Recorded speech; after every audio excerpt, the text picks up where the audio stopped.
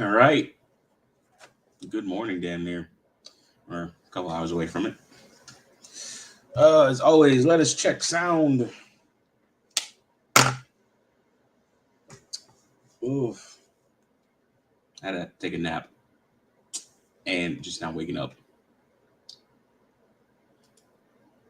I think a lot of this will be. Actually, no, I will be doing a screen share on some stuff.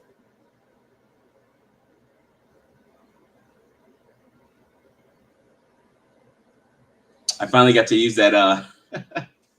For those that were here with the last stream where I went over the finance of my vehicle, or went over some of like the sale of my vehicle or the purchase of my used vehicle. I wanted to use that Dave Ramsey picture, so finally got to use it on this one. Let me move this over here because I keep looking at myself. All right. Testing sound.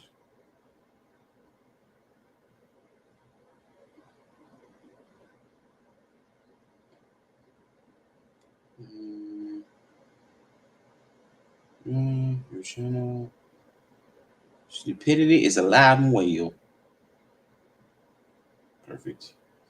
All right, let's get to it. So I have my document here, which goes over, and you'll always have these documents when you purchase a car. By law, you're supposed to have it, and it's different for every state, or I think it's somewhat different for every state. But by law, you're supposed to have a document that goes over all your finance charges and everything else like that, and then you have a complete breakdown or record of pretty much what happened to you in that room and how they let your ass have it. Um,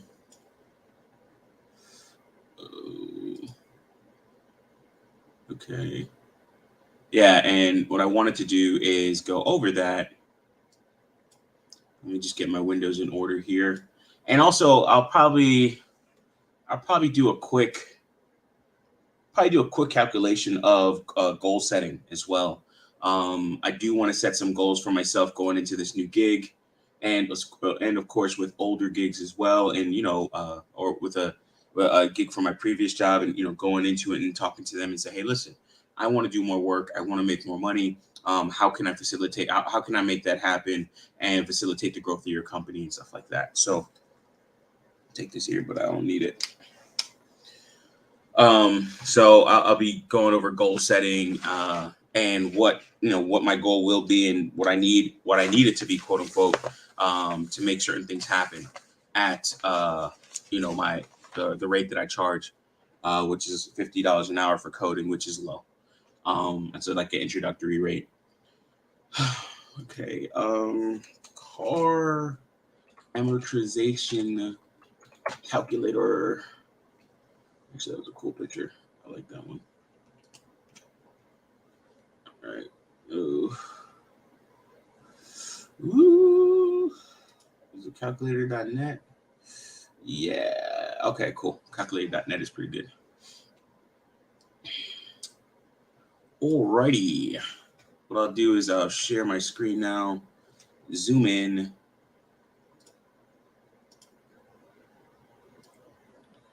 and we'll get into this.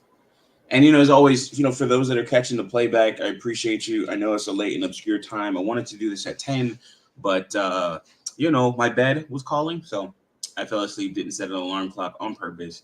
And I woke up around the right time, but then I saw a friend called, so I called him back, stayed on the phone with him for a second, and then now I'm at it. But had to get off with him because I wanted to get this done, and I want to go to the gym a little bit later on tonight. And I also want to do some again, goal setting and stuff like that. All right. See, let's use another browser because next thing you know, I'll start typing stuff in and all my freaking saved bookmarks for porn will show up, which has happened on streams before, which is hilarious. I have much to hide except for my little pony porn, but whatever. Yeah. So uh, let's get this going here. Okay, banners are good, and share screen. Share screen. Here we go. Ooh, there we Crescendo. Okay, well, I don't need to be on here. All right, it's important that you guys see my stuff. All right, so auto price. So if I go over this paperwork here on the front page, and this is what we want to talk about here mostly, is just financing a car, right? And how much it really costs you, how much you're paying in interest in the long run, and things like that. Now, for me, I am paying quite a bit in interest in the long run. It's a lot for, like, it's always a lot with the interest rate, but then the extended period of time. So when you're actually pushing your payments out, or pushing your loan out to a longer period of time, so that you can have smaller payments, you should be accruing more interest over time. Obviously, it's just a little bit more time for them to get paid as well. And then you may even have a higher interest rate because of that in some cases, right? Because now that vehicle, by the time you get to the end of it, maybe you're 5 years in on a 6 or 7 year car note, and that vehicle, you can't pay the rest of it for whatever reason. And now they have to repossess that vehicle and try and sell it. So it's a bit of a risk to them to extend it that long. Classically, car notes used to only be, and I didn't know this, car notes used to only be like 3 years. And I was like, what? But when I grew up, a car note was always 5 years. Then, or now, you're starting to see 6 year car notes. And it's just like, whoa, 6 year car notes, that's a lot, which is what I have. And then I didn't know you can even go to like 7. And, in some car note, I'm sure in probably some industrial cases, you can have longer car notes. Maybe if you got like any of my truckers, I would assume that you guys can have longer car notes, because that is, you're buying a $250,000 truck, or like usually a $250,000 Peterbilt or something like that. It's not cheap for those tractors, and I think they're $250,000. We can probably look that up, but that's neither here nor there. But you're buying a heavy piece of equipment that should last you a long period of time, that you should be repairing over time. And then also it should have, especially with car prices nowadays, you should have quite a bit in terms of uh, equity and stuff like that, or resale value into that type of vehicle, especially if you take care of it and maintain it. So like even with my Explorer, I had 91,000, 960 miles, maybe even more than that, probably 92,000 really, when I sold it to them. But it had a trade-in value of about 22 grand, and that 22 grand, and I owed 17.2 in terms of the payoff amount, which I did go over, and that gave me like a $4,800 worth of equity. Now, previously, you would usually be upside down on a vehicle. That's classically what you have on the car market, because new cars are always coming out. Your used car is worth less because new ones are coming out. But now you're seeing reports of where there's like, this is actually pretty cool, Ford Bronco in snow, and it's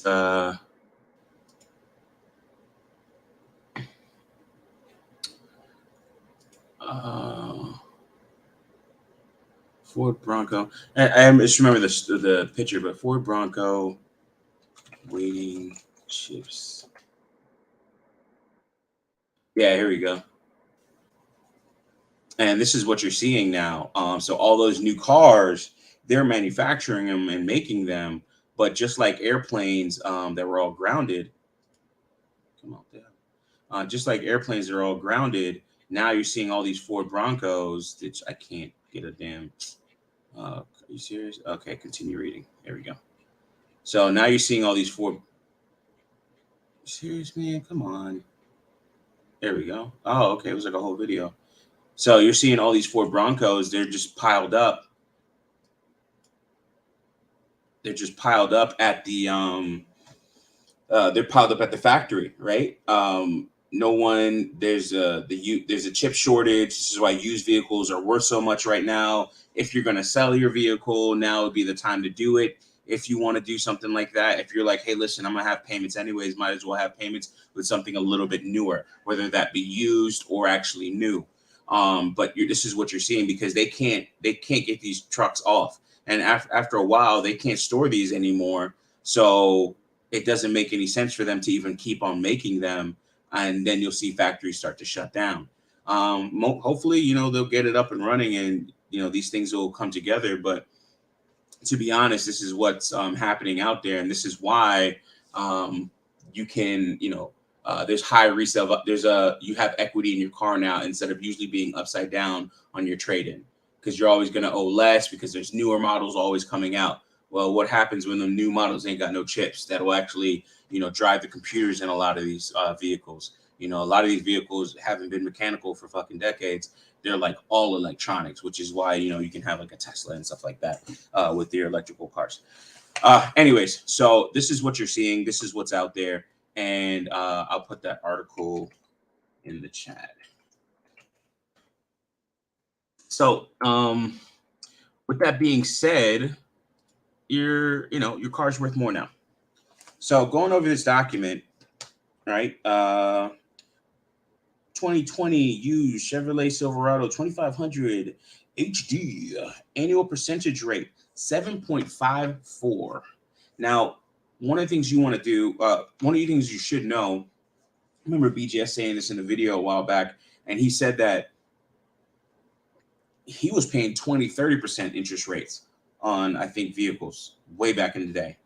And now you've seen where, you know, those interest rates have, you know, gone down quite a bit, a significant amount, a lot, you know, and my credit, and this is on a credit, my credit was like, he said 701 at 701 and 699 were the two credit pulls that he did, or from the two credit bureaus. And so that's your good credit score view. And again, that's one of the other reasons why I wanted to buy this vehicle now, because I know that would actually dump because of all the things I've been doing and buying for the shop. So I've just been going crazy with that, buying miter saws, buying a shit ton of wood, a whole bunch of screws. I had to buy 75 more screws today, just because I use a lot of screws to fasten everything, and I want it to be quote unquote like strong and everything like that. So trying to quote unquote build things that last, but I'm kind of like screw crazy when it comes to that type of stuff. So, you know, I'm buying all this stuff. So I know it's going to jump because my utilization is going to go up. I want to get this stuff done so I can start working back or start working on the project again for the autonomous lawnmower. So that's why I've been doing a lot of workshop streams, because I want to get this workshop done. So I'm trying to push it as best as possible.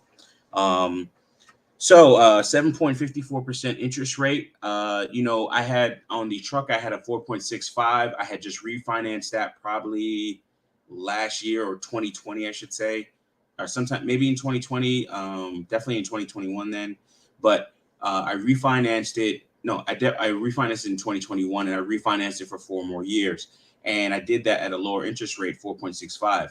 Now, what you can actually do is when you get a lower interest rate, you want to get you build your credit up, which is what I'm going to be doing. I want to get my credit up to probably like a 750 or something like that by the end of the year. And I'll tell you something about what the dealers say with your finance, with your financing, and how it's not like a trick, but it's just somewhat bullshit, unless it's contractual. But let me get on task here. Yeah, you want to build that up, and then once you go in there with a juicier credit score, especially to another bank or something like that, you essentially want to sell your car note, or the financing for your car note. You want to sell that, you know, to the best interest rate or the highest bidder. In this case, the best bidder, which is going to give you a lower interest rate over a short or over another period of time. What I might even do is, instead of doing, and I might do this in 6 months or something like that, but I might refinance it to a 5-year, but then still have a lower interest rate and still maintain the same payment. So by doing that, I might be even cutting off an entire year. So that cuts off a year of interest, and it'll cut off a year of actual payments and such. And refinance it, quote unquote, down to a 5-year from a 6-year. Or, you know, like kind of like the difference, like, you know, 6 months from now, right now it says 75 payments, and I'll get rid of that. I won't be doing the 75 payments. Or I might do the difference. It might be like 60 payments or something like that, and I'll consolidate those, and that would probably, quote unquote, be better. Actually, let me put myself back on screen here so you can guys see my hand movements as I'm waving. Right. All right, cool. So one of the things you can do is you can compare, right? In this case, I will duplicate.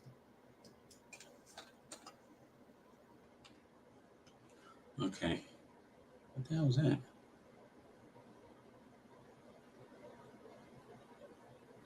Oh, that's a pretty cool picture. All right, cool. Let's stay focused. All right, so let's do on the left hand side what it is, right hand side what I want it to be. All right, so read this document. 7.54 interest rate. So 7.54, and this is how interest rate kills you.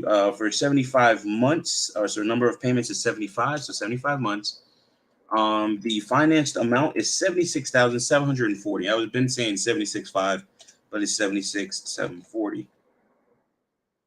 Down payment, we'll say nothing on this because the down payment's already factored in with the trade and everything like that. We're just talking about what I financed at this point. But per this document, because they'll give you a breakdown of the sale of the vehicle. So with the sale of this vehicle, and we'll just skip to this or go off on this tangent.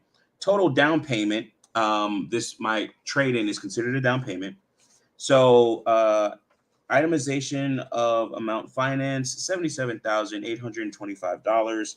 Um, and they do that because the guy was explaining to me, he's like, they raised the price, and I don't know if that was like some type of trick or math or like sleight of hand type shit, but it doesn't look like it from these numbers here. But all right, cool. And it's like it has to do something with the bank to get you approved, but sometimes these people will tell you some shit, so it'll be straight boufale. Cash price including taxes, not applicable. Unpaid balance of cash price. All right, cool. So this is what he did. Now, the amount that I financed or the vehicle was like 76 grand. So I don't know if this is adding tax. So 76 grand times 1.08. No, that definitely didn't include tax. So it was 77,825. 77,825. 77,825. What? 77,825 minus. So the vehicle, the way he did it is he raised the price of the actual cash, the value of the vehicle. So instead of 22 grand, which is what it came back as, he raised it to 27,000 and then subtracted from there. So 27,000 minus 17,000 also minus, so equals net trade-in. The reason why he raised it is because when I shop for the vehicle on Car Gurus, like I was telling you guys, you want to use like Car Gurus, Carfax, any reputable site, and you actually show it to them. They may overprice a vehicle, right? Or it'll show you it's a fair deal or something like that. So this is quote unquote a part of the haggling process. So with that, what he did is he raised the total value of the trade-in. So he put the trade-in at it was 22 minus 17, 200. Yeah, 4,800. All right, cool. So 27,027.52, right? Minus the payoff amount, and then equals net trade-in. So that gave me $9,827.52. Now he applied that to the cash in or the trade-in value, right? Or as my down payment. All right. So we'll keep this over here in terms of what it is. We'll say this is our trade-in, which is the 9,082 or 9,827. And then at this point, I knocked off $3,000 because on Car Gurus, and I wish I had the post, but they erase it once they sell the vehicle. But on Car Gurus, it showed that it was $3,000 or $2,900 over market value. So I said, hey, listen, it's showing as $3,000 over market value. I had it up on my phone. He's like, well, where did you see that, sir? And I was like, right, boom, here it is. Like showed them like, hey, listen, this is what I'm seeing. This is on the website. You guys can see it. You guys are trying to like, maybe up your price or what have you. And it's like, all right, cool. That's fine. Try and get more for your shit, but I don't really want to pay it. And I'm willing to walk away from the deal. But they see that I had both my keys for my vehicle and I had like the security code and all this other stuff. Like I had all that stuff ready. Like it was a brand new vehicle. Even my key fob looked clean. Like I didn't clean it, but my key fob looked way better than the shit that they gave me. I had to literally scrape the hell out of this key fob, man, and trying to like get the gunk off and stuff. And there's still a lot on there. So I ordered a new key fob for this another key fob that I'll be using instead of this. And then I ordered a cover for this. So I'll have 2 key fobs in that case. And my brother Jermaine was laughing at me. He and his wife were laughing at me on how to like do the remote start on the vehicle. Like you have to press lock and then hold down the start button or whatever, or the concentric circle or the line that follows itself. And I was like, man, I didn't know, man. I just got it. Whatever, man.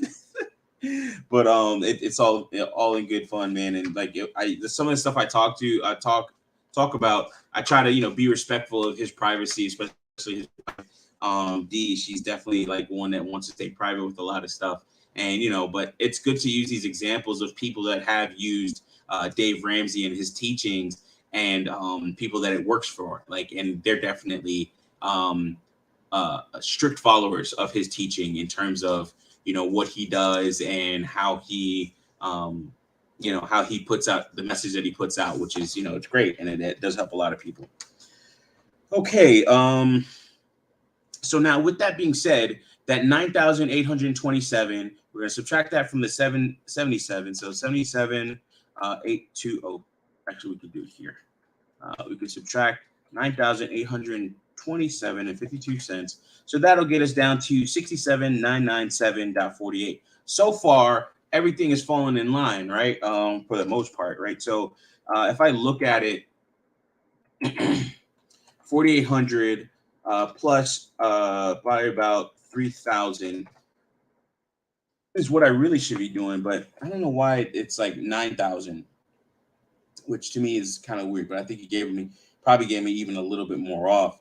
But essentially, that vehicle cost $67,997, coming all the way from $75,999. Right? That was the list. That was a sticker price. So 76 grand.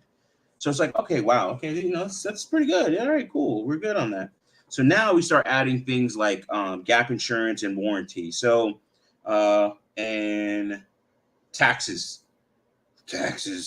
All right, so now we go down this list here on this paper. Again, you should get this when you in Georgia. It might be a little bit different, but you should get this document. And again, you're not seeing it because of the light, but and also it's personal information on there. But you should be getting this document when you do get a vehicle. It's a printout. They'll give you like 2 big envelopes, and there's one that you keep. I think like it has your registration and information and stuff like that, and then also the bill of sale for the vehicle, or not the bill. The sale document for the vehicle. I don't know if they call it bill of sale. So 67,000. We'll call it 68,000.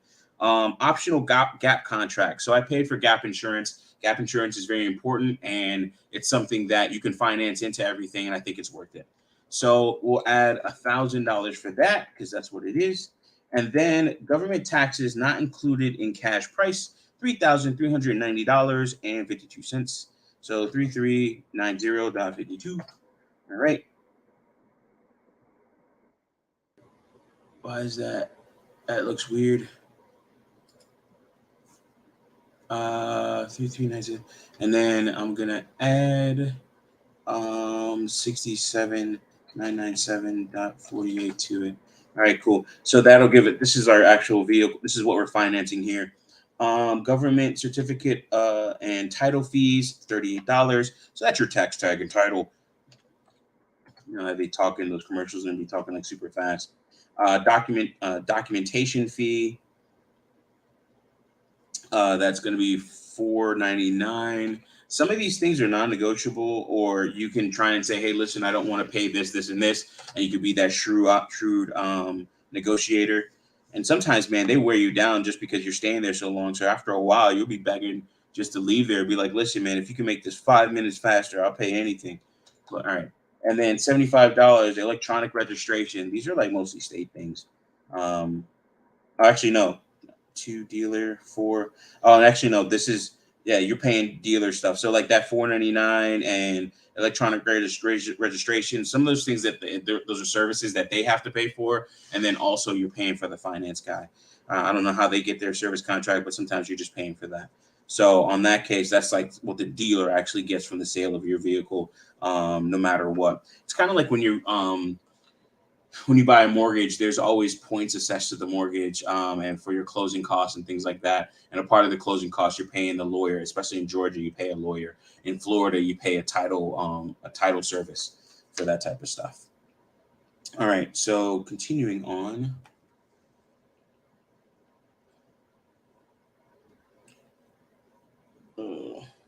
My mom sent me a whole bunch of videos. It better be porn. No, it's my dad. My dad will send me some fucking porn. Um, and it'll tell you who it's to and who it's for and everything else like that. So GMPP for service contract.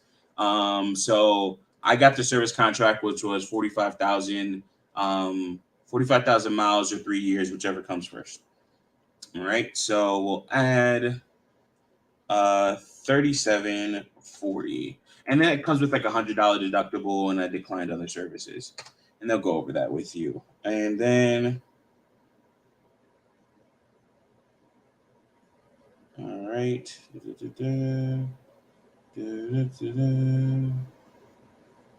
72, 76, total down payment. And then they add like total other charges and amounts paid to others on your behalf. So this should be like taxes and some other stuff. I have to look that up. So amount finance will be a total of 76,000. So 71 and okay. Amount three and four put together. Oh, okay, that's what it is. I'm like, why is this? Because the number wasn't adding up. Because it was like $8,742.52. But what that's actually adding is some of the stuff I already did. So 71,000. So it's the 8,000. Where's the 71? Where did I add? Let's walk through this again. 67,997.48. Then I add 1,000 plus 3,390.52 plus 38 plus 499 plus 75 plus 3,740. All right, cool. There we go. Now it gets to the 76,740. I must have added something in there wrong. But it'll tell you like, item 3 and item 4. But item 3, or it's not item 3 is unpaid balance of cash price. And then item 4 are all of the fees, taxes, registration, and and all the other filing fees as well. So you're looking at financing out the door $76,740. And this is why it's good to look at this stuff, and you can be like, all right, cool. This is what you have to pay. This is what you're dealing with, and everything like that. And then it's also good to read through this contract too, because you have to understand, like, especially the finance contract, because I'm financed through Wells Fargo in this case. All right, cool. So set all that to say, this is our amount. This is how much we're paying, and I wanted to go through a little bit more detail than I did with the last live stream on this. So my state is Georgia. Sales tax, we'll do 0 on that. Total registration fee, we'll do 0 on that. Payments, it's Georgia. Your state, include all fees and loan. No, calculate. Please provide positive down payment value, sales tax value. Okay, so auto price. All right, so the way this is breaking it down, I gotta like put it in there the way it's on the paper. So, total price, monthly pay. All right. So in this case, I'll put 67,997.48 because this is the value of the vehicle. Actually, no, I have to put 77,897 25 and 75 months. Down payments. We're going to put the $9,827.52, and that's of course because of the trade in and how they did it, and because they added the 3,000 that I asked for off along with the trade in, and then I think maybe some more to that. It looks kind of off in terms of that price, but it is what it is on that. I know the number, like when I was running the numbers at the time, it worked out because I was like, oh, okay, yeah, it's definitely a lot less than what it was before, because it was like 72 grand. Because what they'll do is they'll show you what they're going to actually submit. Then they're going to show you what the deal that you worked out in terms of what's going on today. All right, at the dealer, that is. All right, so 9,000 sales tax. Ooh. And the sales tax, let's get the calculation for that. So 67,997.48 times 1.08 times 1.08. No, 67,997.48 times 0.08. Yeah. I guess the sales tax is less than that. I don't know what the sales tax is. It doesn't give me a percentage here either. It sucks. Ugh. I want to give you guys the right numbers here.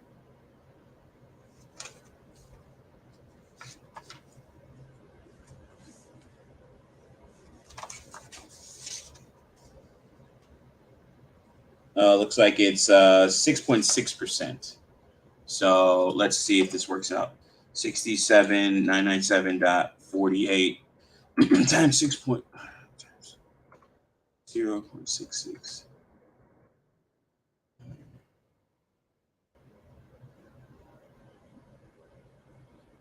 Trade-in value, net fair market value.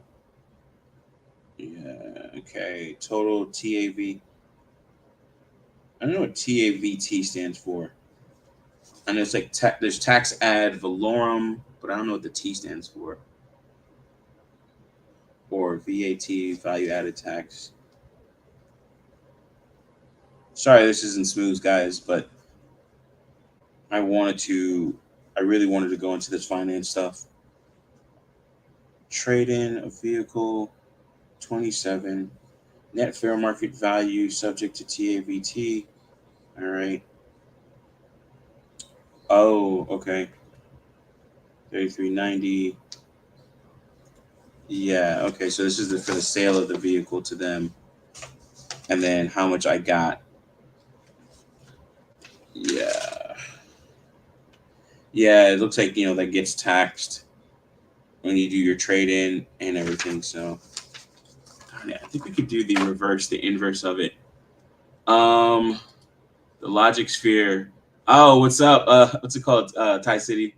Appreciate you showing up, bro, and showing out, man. Thanks for the comment. I appreciate that.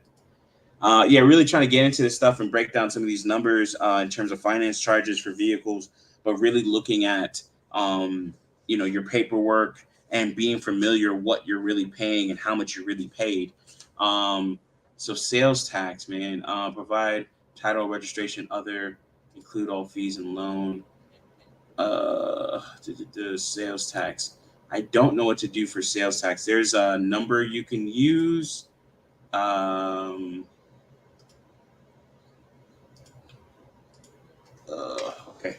So my sales tax is government taxes not included in cash price, $3,390.52. So if I was to do, I don't know what this fucking sales tax would be, man, because it's added in there. Certificate and title fees. Government taxes not included in cash price. License and registration fees, NANA, 30. Service contract. Oh, how can you do it? There's a formula you can use, or cross multiplication. So let's do that.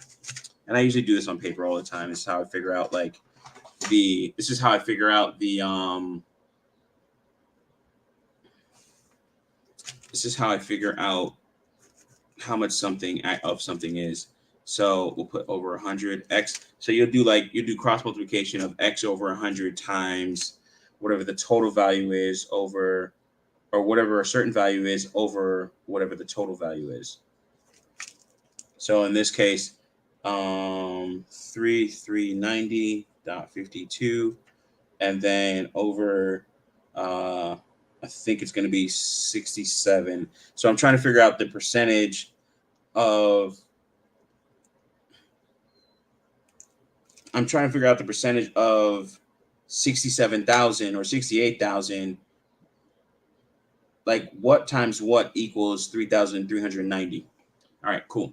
So with that being said, and we do cross multiplication, so I should be cross multiplying 67,000 by x, but I'm going to be doing 3390, and we're looking for a percentage, and a percentage should always be over 100, right? So 3390.52, and I think I'll find this number. We'll see. Times 100, right? That's that, and then we're going to divide that by the sales price, or the cash balance price, right? And that's what I should be taxed on, I believe. Yeah, I think I should be taxed on that amount, unless it's something else. But that'll be 67,997.48. So that's 4.98%. So I can put in my sales tax as probably about 5%, but we'll put 4.98%. Title and registration fees. So title fees is $38. And like I always use that cross multiplication. That helps me quite a bit when oh, okay, there we go. All right. So the way you do cross multiplication, or the way it works out, is you'll do whatever the value of something is, right? Like what percentage, like 3,390 is a portion of, or a percentage of $67,997.48, right? So that's over 67,997.48. Then you're going to multiply that. So we'll do an X instead. And then it'll be, or no, we'll do an asterisk for multiplication. And then it'll be X over 100, because you know it's 100% and you're solving for X. So what you do for cross multiplication, for those that don't really know, I'm sure probably some of you do, I'm just doing this, I guess, to hear my own voice, but you'll multiply 3390. It's just something that I always found valuable in terms of math, times the 100, right? And then like you just start moving stuff to the other side, or you start combining. So you have to solve for X. So to solve for X, you'll multiply by 100, and then it'll be 67,997.48. So it'll be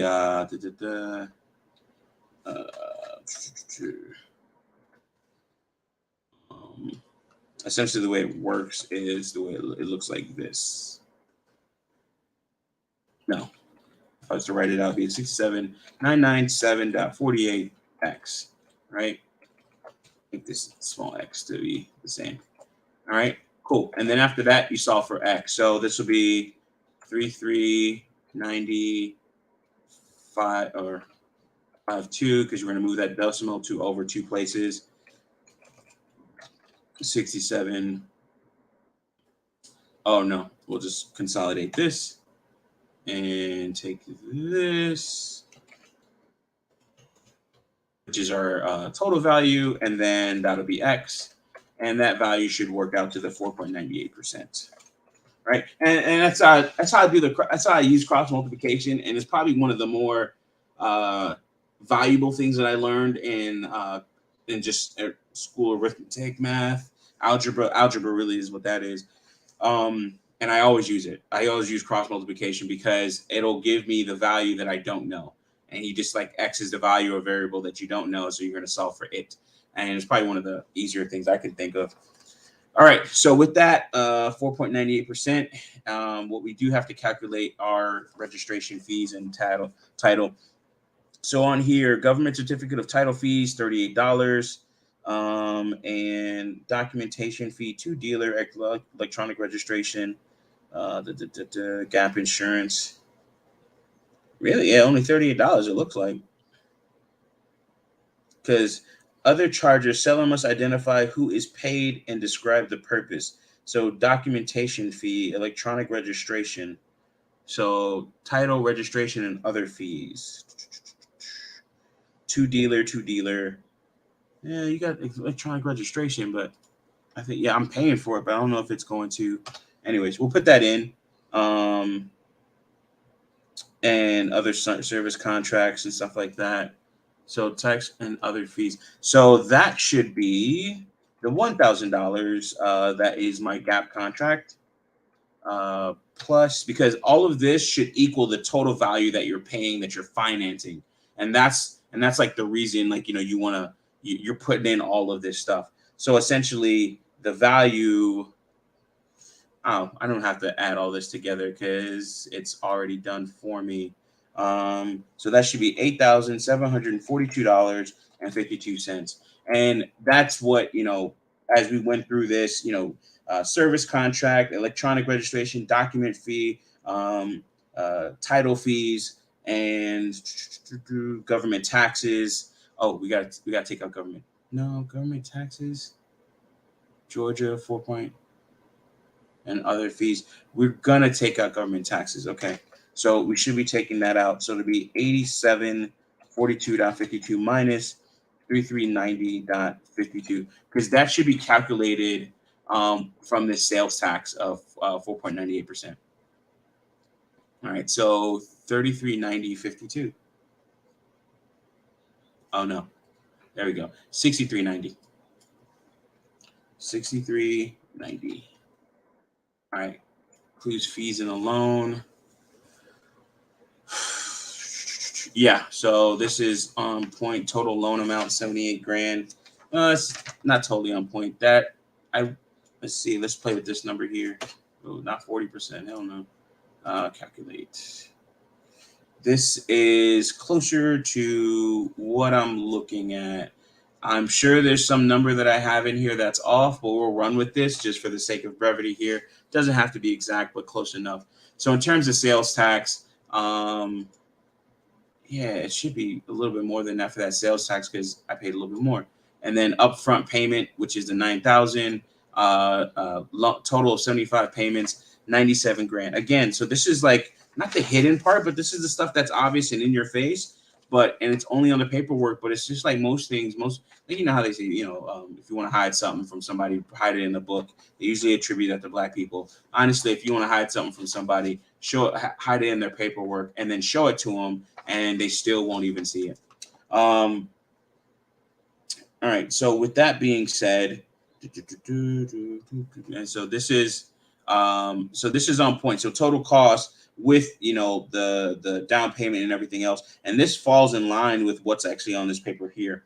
And the only thing is the payment's off by a little bit. So my interest rate or my payment is $1,290.35 versus this one being about $1,300.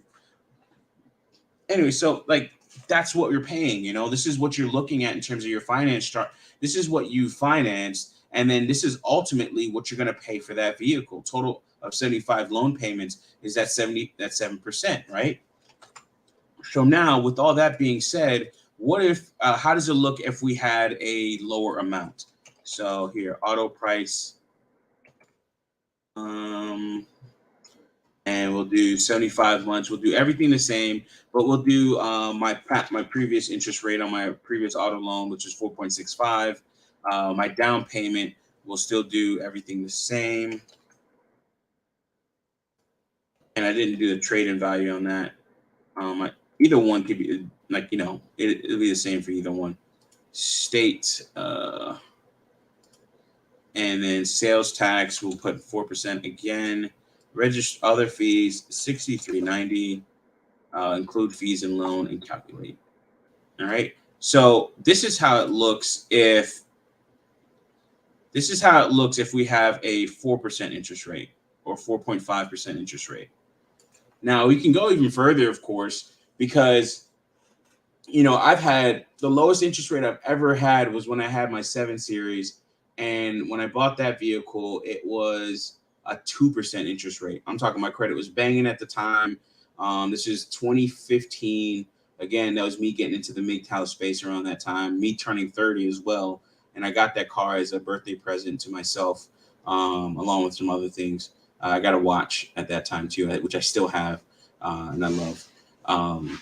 It's one that I always wanted. A part of the Blue Angels collection for what's the thing called again? Citizen. All right, so 45 minutes in, and we get to the price of everything.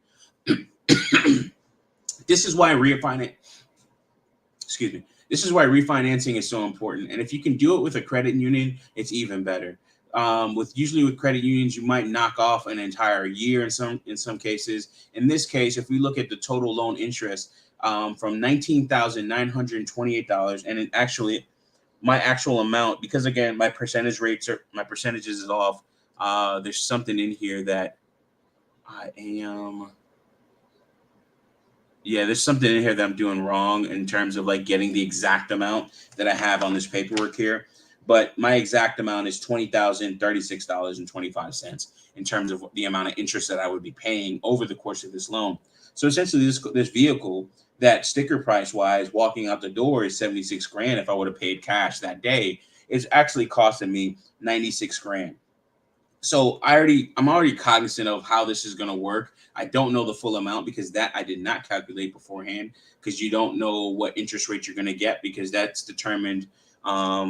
You don't know what interest rate you're going to get. You don't know what the value of your trade-in is going to be. You can know around the amount, but you don't totally know what the amount will be. So you're going in, you're buying these vehicles. In my case, my vehicle, we'll say it was like 76,740 grand, right? Yeah, 76,740. And over the course of the loan, real and per the paperwork, it'll be $96,776.25. So it's like, we got to get out of that. We can't have that for a long period of time or anything else like that. We have to find ways to actually cut that down. Anti-Gravity, what's up, brother? I appreciate you as always, man. You plan on buying a semi-truck? No, I don't plan on buying a semi-truck, but I just wanted to talk about interest rates and stuff like that when it comes to like car or auto loan financing, and also, just not warning people, but looking a little bit deeper into your paperwork and why refinancing a vehicle is refinancing a vehicle with better credit or a better credit score is definitely good, or refinancing any type of loan, even if it's like a home loan or something like that. If you could refinance, maybe get equity out of it or get a lower interest rate to lower your payment, that's also a really good thing to have or have in place, right? All right. So with that being said, I mean, this is how much my vehicle cost me, right? Which is this over here, this amount. Not exact, but good enough. I mean, this is only off by like $9. So we'll say these numbers are fairly accurate with a small margin of error. Now, how do we get out of this? How do we lower these amounts over time? One, of course, is to make extra payments, and then refinance your vehicle. Car prices right now are off the chain, most definitely, especially for used car prices. New car prices are around the same, but your used car price, if you can actually trade in your vehicle and maybe get something a little bit newer with the same payment that you can afford, and probably even a better interest rate on your part, actually now would be a good time to do it. I think now is a buyer's market for actual cars, especially for people with used cars. And if you still have something left on the note and you're not completely upside down, you had a decent loan or what have you, you've been making payments, maybe even extra payments or something like that, your vehicle should have a little bit of equity in it. And it might be a good time to actually go ahead and trade that in. And then essentially you walk out the door with a newer vehicle, probably same payment, couple more years, of course, better interest rate, and no money down, because your trade-in will be your money down. right? Or little to no money down. Maybe you have to put 2 to 3 thousand. Where classically, if you're getting like a $70,000 car, you might be doing 10% of that, which would be 7 grand. In my case, I was able to go in there, and the 4,800 that I had, that was my or $4,800 in equity that I had in my vehicle. That was my down payment, and I didn't have to sell any crypto or anything. So that was very valuable to me. My mom my mom bought a car 3 months ago. It just arrived this month. Yeah, man. She's lucky she actually got it, because sometimes with these dealers, the problem with these dealers nowadays, and this is what I had, this is why I bought the damn truck that I bought, is because I ordered this freaking truck. I ordered an $85,000 truck, with the new 2022 with the nice tailgate, like it's called the multi-pro tailgate. So it's like a tailgate within a tailgate. GMC and now Chevy has them. So essentially, it's like you flip the tailgate down, and then it has another tailgate within it that flips down as well, and it acts as a step. It's super nice, and it's really nice for older people that can't get up on these higher trucks, especially like your 2500 or even a lifted truck. So it's really nice to have, and it's really sturdy. Like I'm 300 something pounds, and I stepped on top of that sucker with no problem whatsoever. So I was very impressed with it. But I ordered the truck twice, and I keep on talking about it because it still kind of pisses me off. And I like the truck that I have, but I would have liked the truck that I ordered better. That thing had it had the extra long bed on it, or the 8-foot bed instead of the 6.5-foot bed that I have. Most of these trucks standard, they only come with the shorter bed, because that's what most people need or want. So that's what they usually come configured. Like usually you just go in and buy it. So if you you're customizing a vehicle or something like that, it's going to take 2 to 3 months, or a month, maybe 3 months before that vehicle actually comes in. And I don't know if I'll be pissed if the other vehicle comes in, because I mean, maybe I'll be like, oh, it could have been this, but honestly, those payments would have been even more, probably $1,300-$1,400 or something like that, or actually $1,500 is what I kind of calculated at the time. So maybe I dodged a bullet on that. Actually, let's look at that. Let's not. Don't worry about it. But yeah, so yeah, now would be the time to do something, like maybe even get a used vehicle. Used vehicle prices are higher, so you're getting equity on your trade-in, but the equity on your trade-in really makes a big difference when you buy a vehicle and just wait a couple of months for it. So but yeah, in my case, I didn't do that. So now we're looking at ways to cut that sucker down as best as possible. Let's see here. Monthly payment, loan term 75, amortization, cashback, auto lease calculator. There's all types of calculators.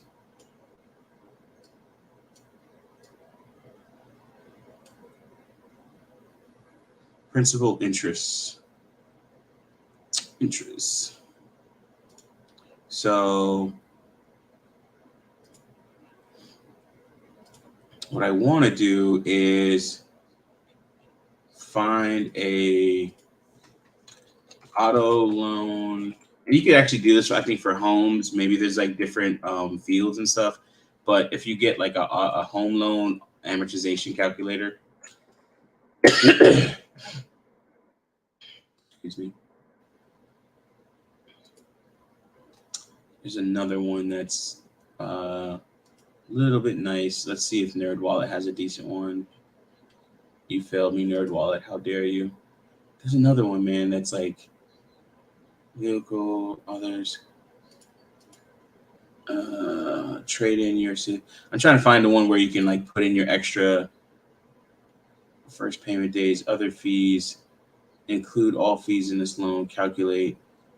Here we go. So that's your amortization schedule. Loan term, down payment, sales tax, other fees, first payment, extra payments. There we go. Okay, so I don't want to have to go through all this again. All right, let's just do this real quick. We do have all these numbers here anyway. So vehicle price is 77 grand. That's probably why these numbers are a little bit off. Let's see here. 76, 740.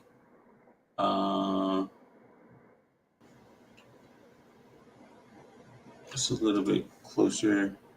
4.98. Yeah, okay, this is a better number. Yeah, this works out to be a little bit better number. That 77 that I had was the amount before the trade-in. All right, so again, so now we're getting into the planning mode of things where we're just looking at this and we're saying, okay, this is how much X, Y, and Z is costing us, and this is what we're dealing with, and this is how we can quote unquote attack it, make it better, or cut a little bit of the edge off. Because like it's one thing to get the vehicle, but then if you can start making extra payments, then you can not nullify really, but you can cut the edge off of the high interest rate. So along with refinancing and making extra payments, this is the same thing you do with your mortgage. If you add an extra payment or two to your mortgage, like maybe instead of having one pay, you add like $100 onto your mortgage payment and say put it towards principal, and then you see every month it starts to cut down in terms of your interest. And so after a while, you're paying most of your monthly payment into your most of the monthly payment into your mortgage is all going towards principal, or mostly going towards principal, as opposed to a larger amount. So down payment,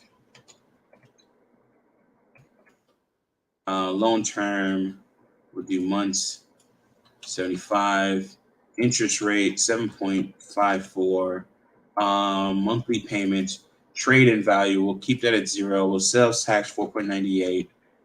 Other fees we'll do 63.90. Yeah, and this number is even closer to what I had because my exact number is $1,290.35. And I like to keep on repeating that because I think it's important to get the most accurate numbers. So my first payment will be in April 3rd. I give you like 45 days. That's a lot, man. So I really appreciate that. I mean, well, not appreciate, but that's a cool thing because then you can do some things in between time just to prep yourself for that payment. Amortization schedule, show all payments. You can group by year. Include all fees and loan. Yep. And then extra payments. Yes. And then we can do one-time payments. So this is a nicer calculator. So let's go ahead and actually increase the screen size of this. And then that's a really good loan payment calculator. I like this one better than this one. I'm used to this one here on the left-hand side. I've used that for a number of years. I've always seen it. This one's a little bit nicer. And I want to say, I mean, there's a couple of them that are classics, but this one I've seen before. But let's go big screen with this now since we got it. What the fudge did I just do? There we go. All right, cool. So 76,000, loan amount 77. Is that right? Down payment 76,000, loan amount. Oh, okay. Loan amount 67. All right, cool. Yeah. All right, cool. So when you add the include fees, there we go, and then that raises. That's crazy that So when you're designing like even web forms, things like this should be done before this, because since this or this field here, loan amount, depends on if this is checked or not. So if I zoom out so I can get all of it on the screen, if I take this out, it's going to actually change that value, right? But when you're designing a web form, again, as a web designer, in terms of aesthetics and user interface, user experience, UI, UX, this should be at the top. Like you should include these things at the top, or it should not change, or that it should show you new loan amount should be like with fees should be this, and it should show you at the bottom, because human minds, or the most humans work in order, right? Like, so it's like if you do this, then it'll change this, right? Not like I do this over here, then it changes something back here. Like that's just kind of quote unquote weird, or not somewhat misleading, but it's not really misleading. It's just changing it. But in terms of user experience, oh, that's making a weird smell. Sorry, my heater is making a weird smell. Been using it a lot. but it's a little bit weird for the user, and they'll feel like they'll distrust this because it's like, yo, how did that number jump? It was this a moment ago. But in actuality, they are affected, or it is affected. 76, 740, 7.54. Just checking over my numbers here. Trade in value, as I said, we won't do that because that'll be a part of our down payment. This down payment includes the equity plus they had to raise numbers in certain areas just to like make it look a little bit better on the financing, but then they showed me the real numbers and how everything worked out. And you'll see that the biggest thing is you want to make sure that the math matches up when they do something like that. And they do that sometimes per his, like what he said, and for the finance officer. He said they do that because of it's a lot easier when it comes to getting everything validated, or not validated, but approved. All right, so enough talking. So that should be good. Show all payments group by year. So now what we want to do, we want to calculate this. And we could see that the interest of it is 18.6% over time, or of the total value. And then the principal is 70 something. And again, you see, this is what I'm talking about. Once I press that button here, like this shouldn't have changed, in my opinion. That shouldn't have changed, that number, in terms of just like being a web developer looking at this. That shouldn't have changed. It should show it down here. And that's like the right thing to do, right? Or that's the better user experience. All right, so total of all costs. And again, this is what I have on the paperwork and everything like that, all the costs and everything like that. So, but this is total interest paid. So we want to get that number cut down. Let's duplicate that.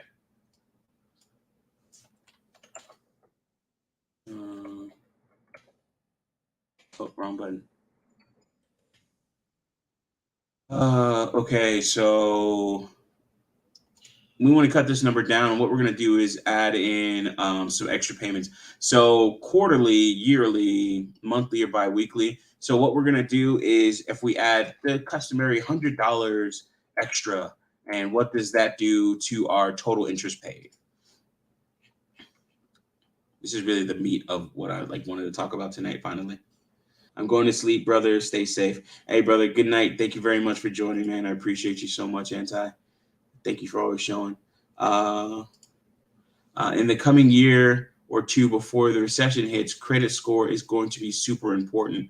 Yeah, and that's actually a very important point, is like credit score is already important to a certain extent, but having a good credit score means that you could start going for better loans, taking opportunities or taking advantage of certain opportunities that you may or may not have, or you may not have access to because you don't have the capital to actually do that or deal with those opportunities as they pop up. So it's definitely, you want to have your credit score right, which is something, Ed talks about, always mentions Glendon Cameron and why he's doing his credit business. Ed Anderson, of course, but why he's doing his credit business. And Glendon Cameron is saying, hey, listen, credit's going to be very important to a lot of people, because then it's going to allow them to have loans to actually float themselves over a period of time. Okay, so Stan Shelton has a point here, or a statement here. Be sure to ask the dealer what gear to drive around in locally to bypass active fuel management. This keeps the truck on all 8 cylinders. The dealer will know there's a class action. Oh, wow. Okay. I did not know that.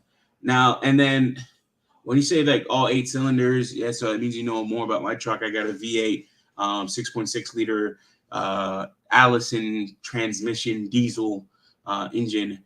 So why is that important again? Bypass active fuel management. Like, tell me a little bit more about that, because I don't understand that whole concept or what that means and the importance of that. Like, is this going to be better fuel mileage, better fuel economy, or anything like that? Yeah, any information that you can give me about that, that'd be great. And what I'll do, Stan, is if you could drop a link, but what I'm going to do is let me view on YouTube, and I'm going to give you a wrench here. Drop a link, but what? Oop, there we go. Sorry for that feedback, if any, guys. All right, so I'm going to add you as a moderator. Anti-gravity is already a moderator. Sweet. All right, great. So, yeah, you should be a moderator now, bro. And I don't know if it'll. British Sweet. Let's see. It doesn't show you as one. Okay, well, it doesn't. It won't show you as one, so you enter something else. But you should be able to drop a link in the chat where it talks a little bit more about that, just so we can educate other people. We'll appreciate that. Let me see if the diesel has it. Oh, okay. Yeah, so I have the 6.6. It's a 2020 2500 Silverado 6.6 liter Allison transmission, or Allison, yeah, Allison diesel or something like that. But thank you for that. Appreciate it. Because it's good to know those things, because it could be like you could be getting actual poor fuel economy on your vehicle because of some of the things that they put in place, that sometimes it's government regulated or just faulty programming or shitty programming on their part. So if I put an extra $100 a month on my payment, I am going to save $2,000 over the $2,000 in interest over the total value, or over the total time that I have the vehicle.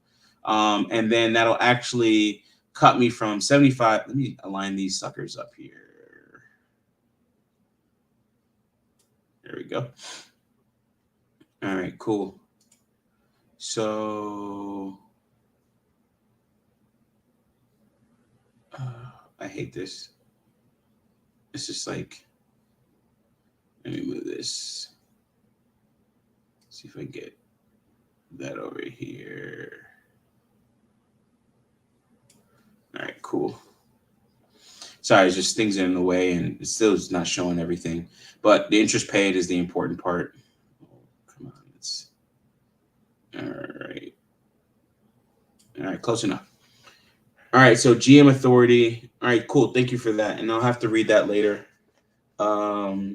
General Motors V8 engine valve lifter lawsuit claims recall is needed. Oof. Oh my goodness. I gotta see if that affects my vehicle, because there's always recalls and stuff like that. Like, even my vehicle has this low coolant issue, or and that's like been an ongoing issue, and it's been plaguing these vehicles for a while now. I think the 2017 or 2018 model, definitely 2019 model, because that was before. Oh, I don't think the diesel has it. Okay, thank you. But yeah, the 2018 and up version or model of the of my truck has an issue with the coolant, and it's like either it's a leak or there's a valve issue. So I added more coolant. So I'm added more coolant to mine yesterday, and then also put a marker on it. Actually, no, I added the coolant earlier today, and then actually marked where it is to see if it's actually leaking. I'm gonna take the truck back to the dealer. I already talked to them about it and showed them a picture of everything. And it might be something I have to deal with warranty, and I'll just like pay the $100 deductible. So I'm kind of mentally prepared for that. And they're going to give me a loaner vehicle as well. So that'll be nice. So I got to drop it off like Tuesday night. All right, cool. Let's get into it. So interest paid, we're looking at 12. We're going to cut down probably about $1,200. Oh no, $2,100. Let's not do math in our head if our head is not big enough for all the numbers. Minus 17,960, 03. So $1,800 or so. So that's what we'll save by adding another, and we'll also cut our payments down to 69 payments from 75. So we'll be a little bit short of 7 years. So let's probably do. I mean, again, after you service certain debts. So, for instance, if I look at my spreadsheet, this is cool. Is this Scar? Lion King Scar character design. That's a pretty cool picture. All right, let's see here. I think I have my projection spreadsheet. I usually always have my projection spreadsheet open, to be honest. All right, cool. Okay. Monthly bills. So if I was to look at the spreadsheet here and look at, what I have available, Um, let's say we pay off things like the building, right? So if I put an extra, I think $500 a month, I'll pay off my workshop sooner. And then I'll have 150. I'll free up 150, right? And then even if I do the same thing with the $10,000 I owe for the YOLO move that I or for my personal line of credit, that'll be another 250 or 252. So that'll be three. No, that'll be 402. Yeah, 300. $402. So we can say that, hey, listen, we'll put all that towards the car payment. Cancel. We'll do that over here. So we can put an extra $400 possibly to this, unless I do other things or what have you. Let's get this back up. All right, cool. So with that, that's nice. Adding extra $400 to the truck payment. Let's see what that does. And again, we're still doing this. This is still the same interest rate. So now we've cut it down to 54 payments. We're saving well over $5,000. Life of Grandmaster Troll. Hey, what's up, man? So by doing this, we're saving quite a bit in terms of our interest over time, but that's still a lot of money that you're paying in interest for an auto loan. Again, these aren't exact numbers because my total interest on my loan is going to be $20,000, right?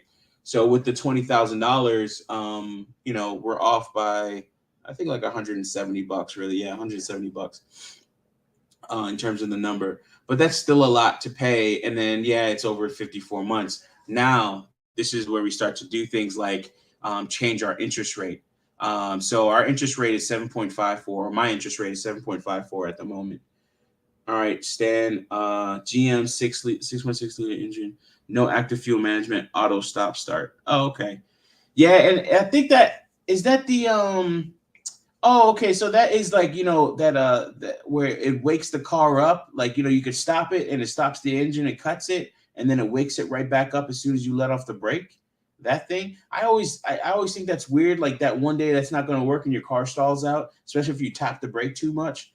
But I think that's where you can have like an electric motor in the meantime, in between time, or something like that. But yeah, that's like a whole efficiency thing. Correct me if I'm wrong on that. All right, so yeah, if I do 4.65, which is my current interest rate, I probably want to get like a 4% interest rate, but you can only, I mean, you can get what your credit affords you to, your credit history affords you to.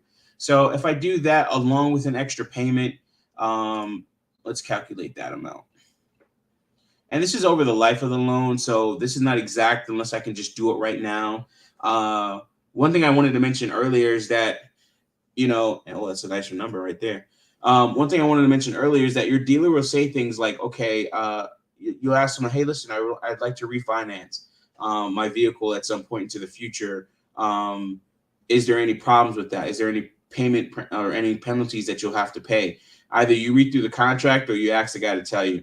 Now, what they told me when I bought my Ford Explorer, bought that brand new down in South Florida at Plantation Ford, what the guy told me is like, oh yeah, you have to wait 3 months, and you don't have to really wait 3 months. You could pretty much do it instantly, I think. But the reason why they want you to wait 3 months is because they actually get a quote unquote like a kickback, or they make money off of selling that loan to the finance company or the bank that they sold it to or financed you through, right? So that's one of the things that they do is to like is to so they can get their money and stuff like that. Mike V, appreciate you as always, brother. Thank you very much for showing up. AFM takes the engine down, so that is active fuel management. So active fuel management takes the engine down to 4 cylinders in local traffic, then back up to 8 when you get into it. A major pain. Ask me how I know. Well, how do you know, bro? Talk about that. Add Astra per Aspera. Listen, man, that whole your avatar, like that's like a big thing in I don't know if I forgot what it means, to be honest. And let me know. I can look it up, but let me know. But that's a big thing in Red Rising. Great book, great series, and I gotta finish it. I'm like halfway through book 4. and I got to start listening to it again. I did just order some Sonos speakers for the shop, so I'll be hanging those up when they come later on this week, and I'll hang those up and start listening to it in the shop again, like really tricking that shop out and getting it to being a little bit more comfortable. I got the 6.2 liter. Oh man! So one minute. So you got a 6.2 liter V8 gas or diesel? I think it sounds like you have gas. And like, is that along the along the lines of the EcoBoost, or like the EcoBoost product that Ford has? So I don't know what you have exactly. I guess you gotta, yeah. So yes, gas. And I didn't want the gas. I wanted the diesel because supposedly they last a little bit longer, or you take care of any vehicle, it'll last a long time. Like I had a '04 Ford Explorer, and I got that sucker with 100,000 miles, and by the time I sold it, it had 140,000 miles, and I always took care of that car. And the only time I was ever broken, quote unquote, broken down on the side of the road with that vehicle is if I had a flat tire. That's it. I don't think it ever like overheated or anything crazy like that. I always took it in, always got my oil changed, and then got service. A lot of times I would go in there and I'd be like, yo, listen, I hear this noise. Go ahead and fix it. Had a really good mechanic, and like he really took care of my stuff. But same thing I'll be doing with this truck, especially with it being a diesel. Diesel should be lasting a little bit longer over the years. One person was asking me, earlier, I have the GM 6.2 Vortec. Okay, and then I think the 6.2 Vortec or the Vortec engines were the ones before the Allison, right? Because there's the Cummins diesel, and that's in the Ram trucks. And then the Vortec, is that in the previous model or the previous diesel transmission that they had? Oh wow, that's a cool picture. That's the common gas naturally. Oh, yeah, sorry. Common gas naturally aspirated. Okay, I see what you're saying. I kept on saying diesel, but you said gas. I apologize. No, this is pretty cool. I like this picture. And we'll get back to it here in a second. Oof. Damn, this is pretty cool.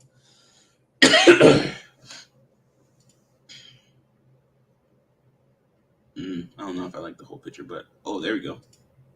That's sick. Anybody want this? I'll just put it in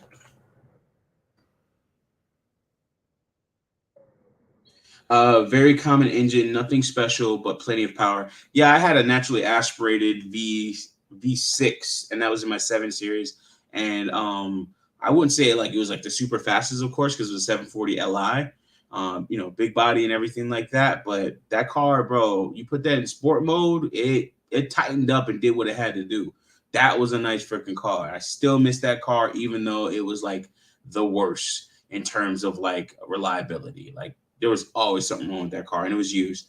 I got it in 2015, and it was a 2011. That sucker was used, or that sucker was just like it was always problems.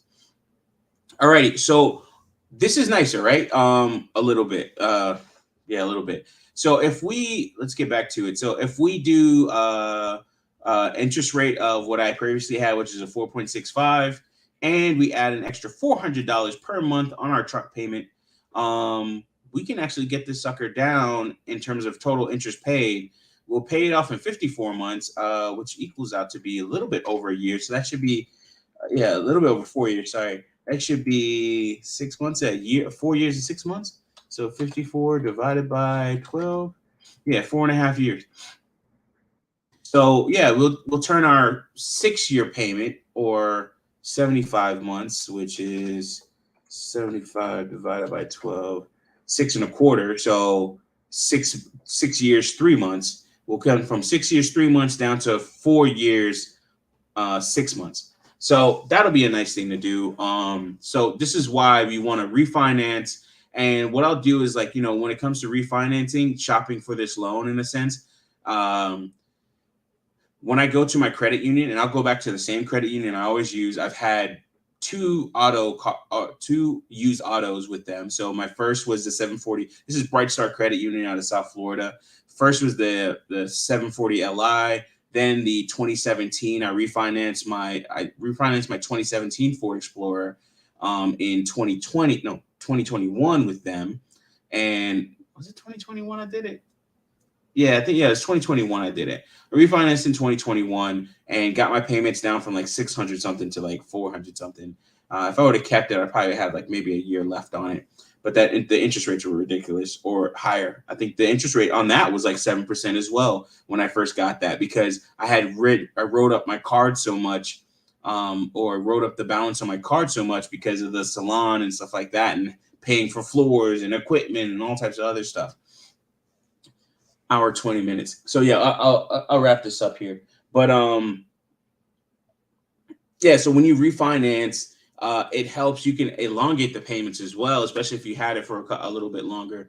Had the vehicle for like in that case, at that point I already had it for 3+ years, or 3 years and some change, I should say. So I refinanced it for 4 years at a 4.65 interest rate. Now that helps you with payments and then knocks a little bit of the edge off. So if I can even refinance down to like a lower percentage, maybe even in the 3%, if my credit's looking better by then, my credit utilization is better by then, things like that. And these are the things that you want to do and look at when you're getting an auto loan, even though you get a auto loan bad at the beginning, because sometimes you need to get the vehicle, then you can start getting a better job, or you can get to different opportunities. In my case, I just wanted to get the vehicle and I know I can make extra payments on it. So even if I said, hey, listen, I can make the, cut down my 401k contribution or something like that, and then say I'll make $400 extra payments on that.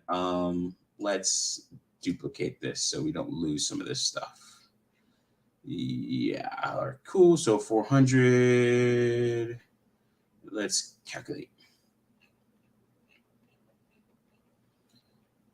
So by doing that, even if I kept my same interest rate, I can actually save $5,000 and still cut this down to 54 payments, right? So my total monthly payment will go up to 1,600 as opposed to 1,586, and that 1,586 is mainly because I would cut it down by a little bit with a better interest rate, and the interest rate helps too. So if you can like combine those things, a lower interest rate by refinancing along with greater payments, then yeah. Oh my God. Thank you for telling me that. I love that. It makes me feel a little bit more comfortable, better with that, Stan. I appreciate that. That truck will last you 20 years easy if you want to keep it. Hell yeah.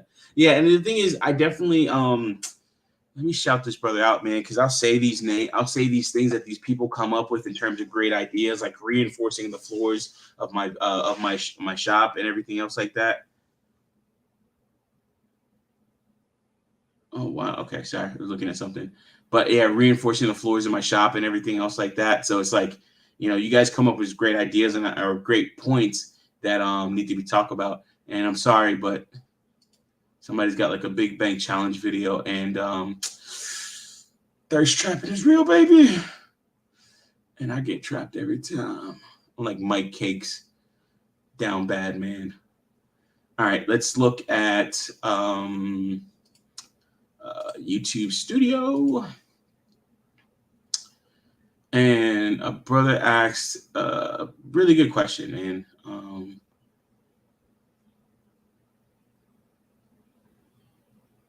He asked a really good question in the comment section. So let me find that here.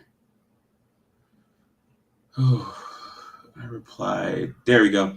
Yeah, Uncle D313 said on the had to on the post for the vehicle, like when I actually did the post at the dealership. So this is in the community tab. Will you use it for work on your property? If not, get something that you can beat up and it's a lot cheaper. And it's a great point. He's totally right. And one of the things I gave him a whole list in terms of like replies and stuff like that. But I said, yeah, that's that. Yeah. So that is a hard one. I still will end up getting a beater. Or one of those XTVs for on-prem work. The fight requirements were as follows. Damn, I freaking can't. Sorry, I gotta correct this.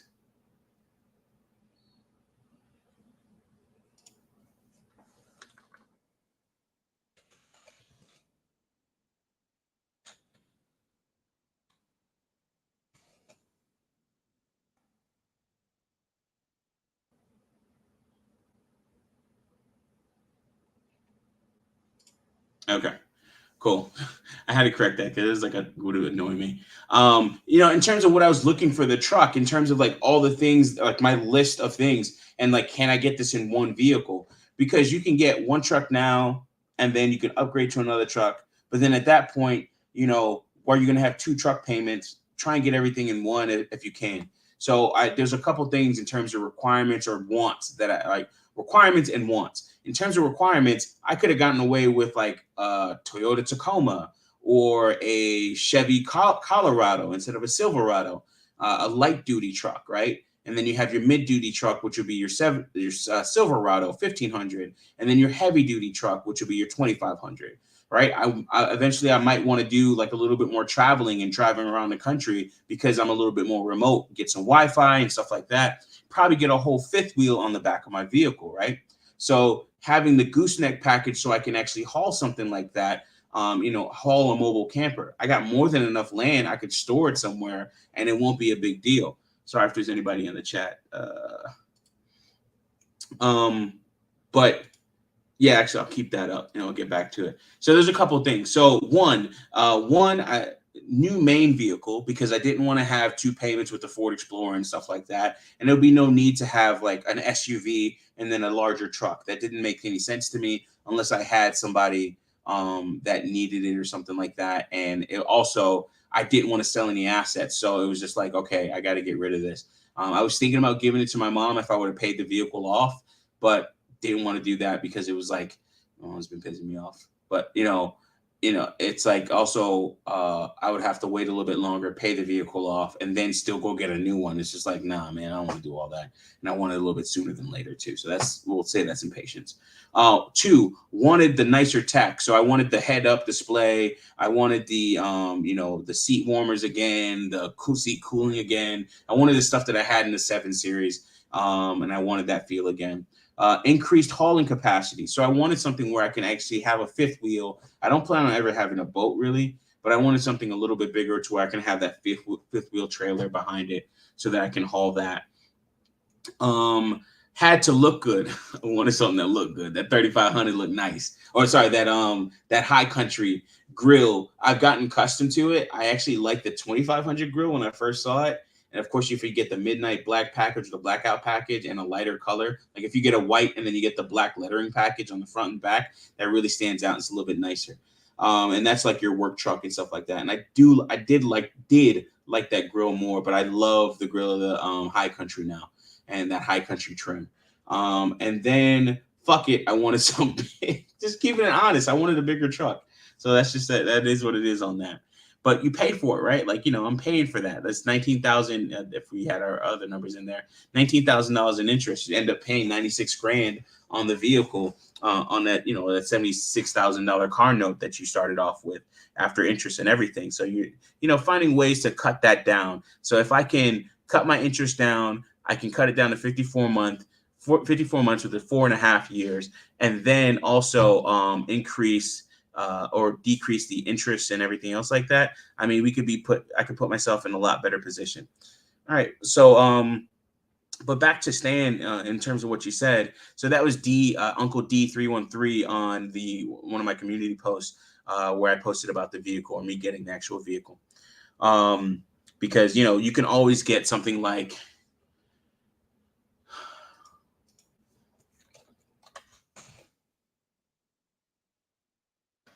you can get what they call an XTV, or I think it's like Honda Motorsports. Sorry. Yeah, Power Sports. There it is. And you can get one of these deals. Like, this is the racing one, but you can get a SXS. So you have your ATVs, which is like, your usual 4-wheelers, and I'll probably get one of those as well. A 1500 can haul like 2-3 of these, if anything. So you don't really need anything that's like with a lot of towing capacity. But if we're talking about like, hauling maybe one of these, which again, 1500 can haul at least one or two of these, especially with the trailer. But if I wanted to do on-premises work or something like that, instead of me getting another truck, I might get one of these suckers. I might get something like this, And actually, no, there we go. Yeah, here we go. There we go. Not that, not these here with the racing and everything like that. Those are like passenger vehicles. But get something with a little bed in the back so I can move some stuff around. And if I need have bigger stuff that I wanted to, I would put that in the. I would have that. So that's for like your on premise work and stuff like that. So that's like my thought. That's like how like I'm thinking about like what I want to do and what I want to have in terms of vehicles. And it'll be just nice to have one of these anyway. So something with a bed. My friend had this, and he like we were transporting sand and stuff like that. So when you got a decent sized property and you want to go a little bit more rugged than a golf cart, a little bit more powerful and help and able to take on different terrain, as well as also it has some utility to it because you have this little bed here so you can move little bits of sand and stuff like that. This is it. This is it. And I still may get a beater vehicle, especially like, if I want to load some gravel or anything else like that. I ain't going to try and do that in the nicer truck. Like, I'm just not.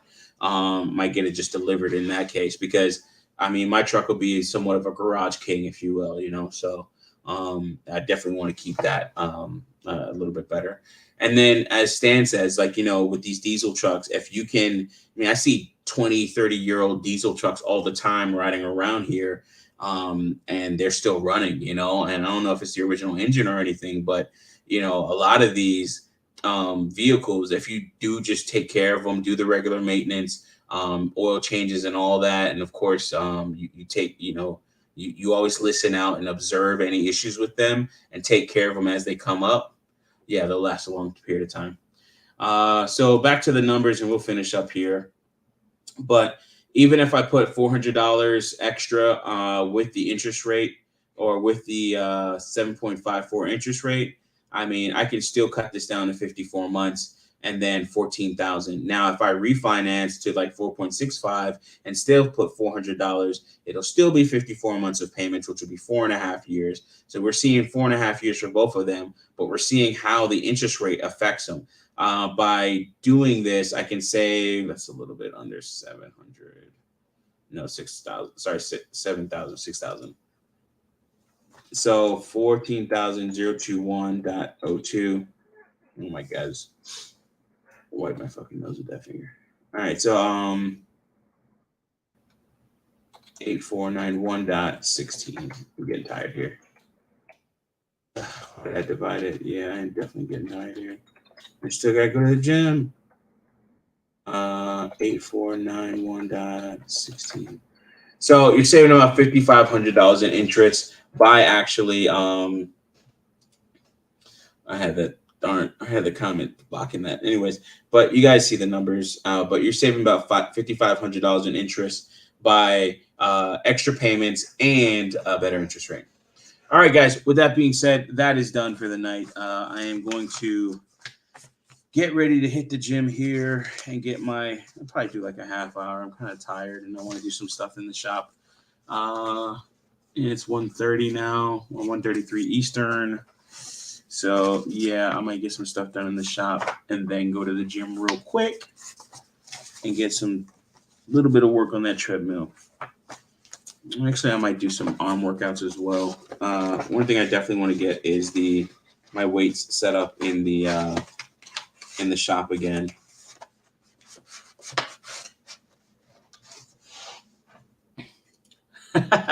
Right, you might die before the 6.6 diesel engine dies. I like that, man. I like that. That's it. Yeah, I mean, you take care of these things, man. You can literally pass these vehicles down, and it'll be somebody else's beat up truck. They just got to take care of it themselves. So yeah, you're totally right about that, man. I mean, you see all these classic cars that people have around, that people have, and they're driving around and stuff like that. So, oh, and then one thing is my insurance only went up like $10 a month or so with this truck. So now I pay like $90 in insurance. And South Florida fucking drivers, eat your heart out, because that'd be damn near $200 in South Florida a month in fucking interest. All right, brother.